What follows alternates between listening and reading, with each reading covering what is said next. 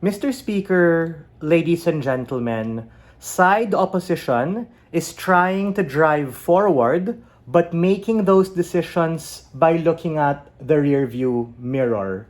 We cannot make present decisions by looking at the past and obsessing about the past because that puts us on a collision course in the future. A couple of reasons why opposition cannot take this debate.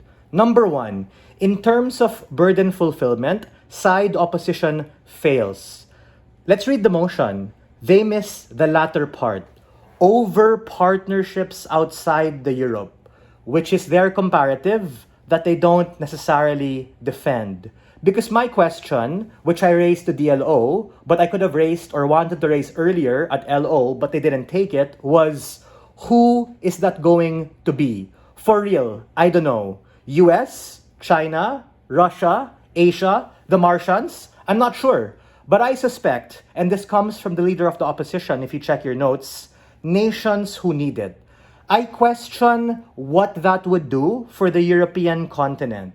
Because, as what Brent mentioned in his speech, there is an insignificant upside and allocation of resources and ultimately no delta. It does not benefit the UK, it does not benefit the EU to go on some altruistic pursuit to help random other countries who they didn't even specify.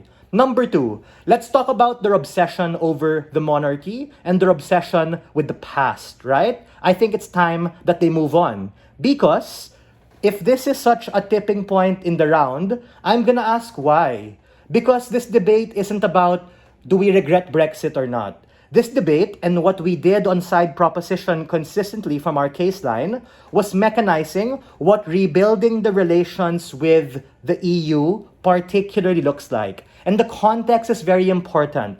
Amidst the aftermath of COVID and the economic crisis we've seen plague not just Europe but also the world, it potentially is going to get more cooked and more volatile in the multipolar world that we live in, wherein we see a lot of resource war, proxy war, and direct war. And as an outside observer looking at Europe, they need to be able to protect themselves or else they get shell-shocked. Number three, we think, and I have to ask, why is autonomy and sovereignty such a tipping point? Because that's the goalpost they set for their side.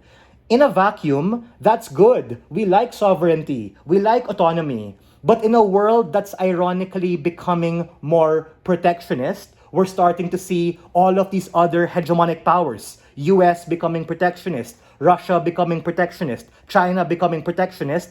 Ironically, all these other continents, unless they want to get wrecked, they need to be able to bolster a sense of unity and solidarity. That is to say, it isn't just like, yeah, okay, bro, Brexit happened, majority wanted it, so all good. Anything with EU is going to be bad. Like what Brent, Matt, and I talked about in our speech, the EU regrets it. The UK are feeling the harms of it, and even back at that point, it wasn't a bipartisan landslide. You just had the majority. But these people, facing the real aftermath and visceral experience of what happens, are starting to realize that, yikes, we might be vulnerable. We can't do it alone. In terms of geographic proximity, in terms of strategy, the EU is the way to go.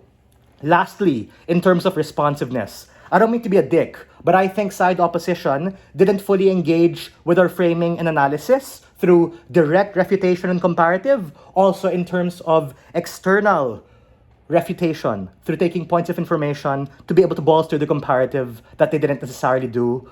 For all of these reasons, we are proud to stand on side proposition. Thank you. Happy Friday.